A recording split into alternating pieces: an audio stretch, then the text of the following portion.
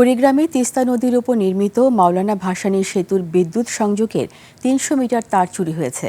বুধবার রাতে সেতুর দক্ষিণ প্রান্তের সুন্দরগঞ্জের হরিপুর মধ্য বোসাগাড়ি এলাকায় মাটি খুঁড়ে মাটির নিচ দিয়ে স্থাপন করা তারগুলো কেটে নিয়ে গেছে দুর্বৃত্তরা।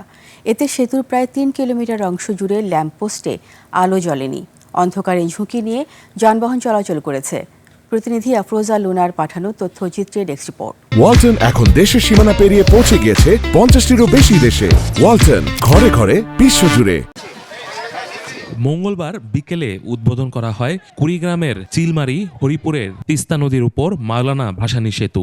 রাতেই সেতুর দক্ষিণ প্রান্তে বৈদ্যুতিক সংযোগের তারগুলো কেটে নিয়ে যাওয়া হয়। এতে সেতু ও দুই পাশের অ্যাপ্রোচ সড়কে বিদ্যুৎ সরবরাহ বন্ধ হয়ে যায়। সেতুর প্রায় ৩ কিলোমিটার অংশ জুড়ে ল্যাম্প পোস্টে আলো জ্বলছে না। ঝুঁকি নিয়েই যানবাহন চলাচল করেছে। স্থানীয়রা জানিয়েছেন, অন্ধকারে সেতু পারাপার এখন চরম ঝুঁকিপূর্ণ হয়ে উঠেছে।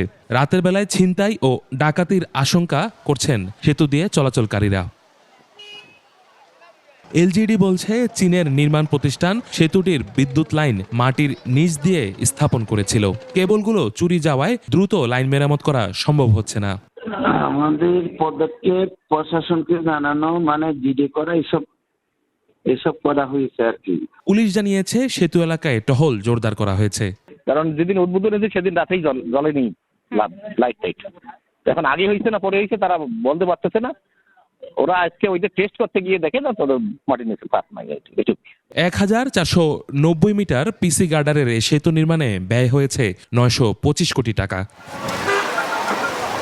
ইউসুফ হাসান নাইম, 21 টেলিভিশন।